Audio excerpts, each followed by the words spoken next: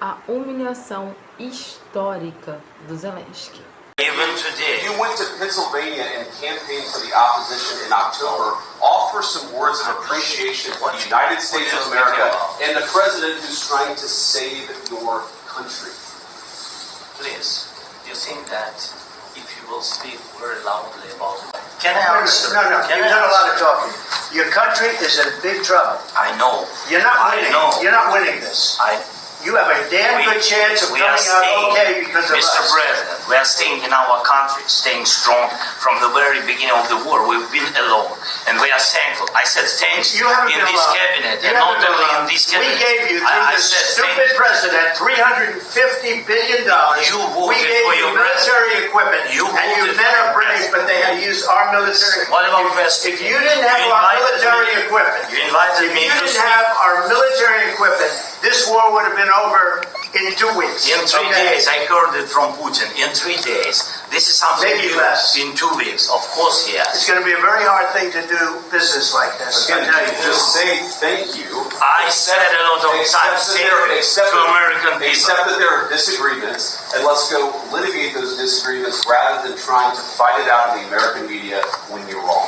We know that you're wrong. But you see, I think it's good for the American people to see what's going on. I understand, sir. I think it's very important. That's why I kept this going so long. You have to be thankful. You don't have the cards. You're buried there. Your people are dying. You're running low on soldiers. Listen, you're running low on soldiers. It would be a damn good thing. Then you tell us, I don't want a ceasefire. I don't want a ceasefire. I want to go, and I want this. Look, if you can get a ceasefire right now, I tell you, you take it so the bullets stop flying and your men stop getting Of killed. course, we want to stop the war. But you're saying you don't want a ceasefire? But I said to you, I want a with ceasefire. guarantees. Because you get a ceasefire faster than an agreement. Ask our people about ceasefire, what they think. That wasn't doesn't with matter me. for you what That wasn't this with me. means. That was with a guy named Biden who was not a smart person. That was with Obama. It was your president. Excuse me. That was with Obama, who gave you sheets, and I gave you javelins. Yes. I gave you the javelins to take out all those tanks. Obama gave you sheets. In fact, the statement is Obama gave sheets and Trump gave javelins. You got to be more thankful. Because let me tell you, you don't have the cards. With us, you have the cards. But without us, you don't have any cards. One more question to Tem muita camada nessa história aí. Primeira coisa, você pode odiar o Zelensky, você pode não gostar do Zelensky. Eu pessoalmente acho ele um líder extremamente fraco, caiu no lobby americano para continuar a guerra contra a Rússia, para manter uma guerra contra a Rússia, mas isso que aconteceu é inadmissível. Eu nunca vi uma cena dessa internacionalmente, assim, publicamente. A gente sabe que esses debates acontecem nos bastidores, mas o que o Trump fez ao Zelensky, que era um aliado dos Estados Unidos até janeiro, foi uma humilhação pública num nível que eu nunca vi um chefe de Estado promover o outro. A gente tem tido alguns aumentos de tons do Trump nessa última semana, inclusive literalmente fez o próprio primeiro-ministro do Reino Unido passar por uma saia justa enorme lá na visita do Trump, né? Porque literalmente ele falou não, gente, eu não quero mais falar sobre isso, acabou com a entrevista coletiva, enquanto o primeiro-ministro da Inglaterra estava falando, mas isso que aconteceu com o Zelensky, assim, foi uma humilhação no nível, assim, que eu nunca vi. Ele literalmente mandou o Zelensky calar a boca, aceitar o acordo entre os Estados Unidos e o Putin calado, sem direito a questionar. E às vezes, quando a gente não gosta de um player político ou de uma liderança política, a gente acaba falando assim, ai, que bom, maneiro, é bom que o Trump coloca ele no lugar. O Trump faz isso com o Zelensky, como vai fazer com qualquer um, porque a política externa dele é a política da submissão, e eu já falei isso.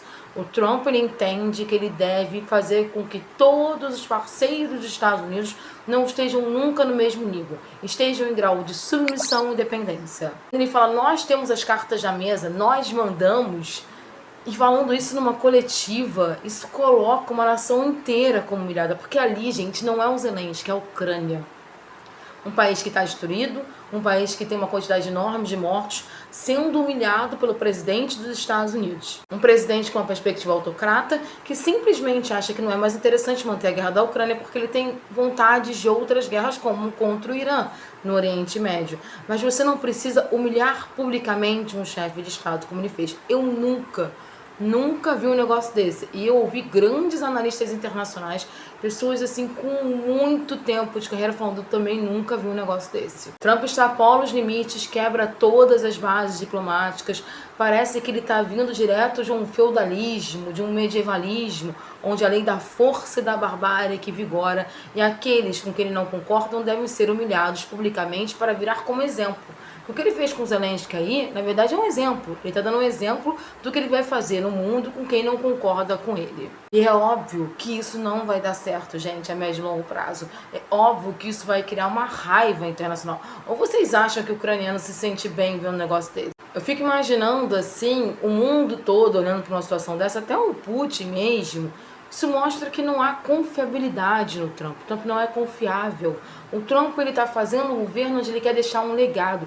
E o legado dele é a violência como forma de controle. E a violência verbal, a violência psicológica e a violência física. Eu confesso que eu vi algumas vezes essa imagem porque no início eu achei que a galera estava exagerando. Mas não estava. Tempos muito, muito, muito bizarros esses.